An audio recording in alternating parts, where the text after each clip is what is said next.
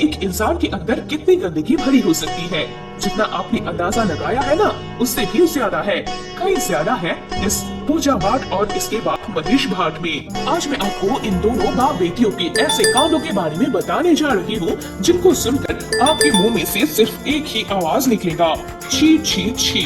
आप इन गटर के कीड़ों को गटर में ही विलुप्त होने के लिए छोड़ देंगे। ये पूजा भाट इसी गटर की पैदाइश है जिसने अपने बाप के साथ एक मैगजीन में बंद किया था और खबरों की माने तो उसे मन की पैदाइश है आलिया।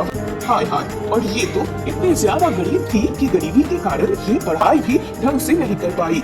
इसका बाप मनीष भाट बहुत ही गरीब आदमी था, इसको स्कूल भी नहीं भेज पाया, जिसके कारण सिर्फ पूजा भाट ने क्लास 3 तक ही पढ़ाई की है। अब भैया भेजेगा भी क्यों?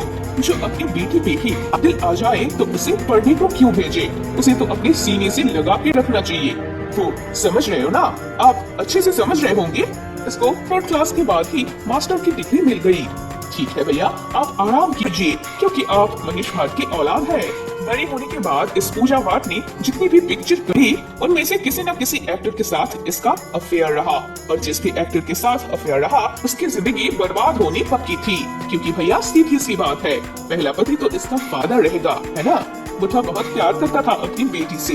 भाई राहुल रॉय इनका नाम क्या आप जानते हैं? और जानेंगे भी कैसे? आपने तो सदियों से इसे नहीं सुना होगा। जी हाँ, ये वही राहुल रॉय है जिसने पूजा भाट के साथ एक फिल्म करी थी जिसका नाम था फिर तेरी कहानी याद आई। और उसी समय में राहुल रॉय का करियर टॉप पर था, तगड़ा चल रहा था।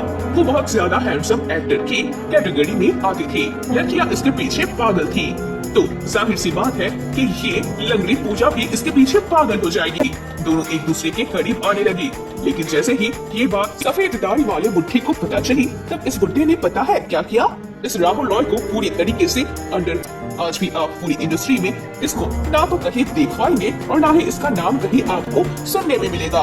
क्योंकि भैया बेटी पे हक तो सबसे पहले उसका बाप का ही होता है। समझ रहे हो ना आप? समझ रहे हो ना इस बुढ़े को क्या दिमाग में चल रहा होगा इसका? इसके बाद नंबर आया मिथुन चक्रवर्ती का। भैया मिथुन चक्रवर्ती के साथ इसका इतना खतरनाक सीन चला, और खतरनाक पता है क्यों चला? क्योंकि मिथुन चक्रवर्ती उस टाइम शादीशुदा थे, लेकिन फिर भी पूजा भाट के साथ फंस गए थे। लेकिन जैसे ही हमारे सफेद दाढ़ी वाले बुढ़े को ये बात पता चली, इन्होंने तुरंत चुटकी करके मिथुन चक्रवर्ती की बीवी से शिकायत कर दी। और जैसे ही उनकी बीवी को पता चला, उसने मिथुन चक्रवर्ती के पिछवाड़े पर 4 लात मारी और तुरंत उनको अपने पीछे हटा लिया। समझ रहे हो ना दोस्तों? आप इस बात को अच्छे से समझ रहे हो ना? ये बुढ़ा कभी चाहता ही नहीं था कि इनकी बेटी किसी के साथ कोई रिश्ते बनाए।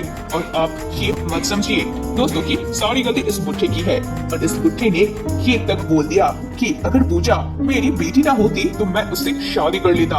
और उन्हीं बातों को दोस्तों इतने साल हो चुके हैं और ये बुढ़ा और पूजा अब तक साथ है, और ये तो अब तक बूढ़ी भी हो चुकी है। दोस्तों आपको आज का वीडियो कैसा लगा हमें कमेंट करके बताइए। Thank you for watching.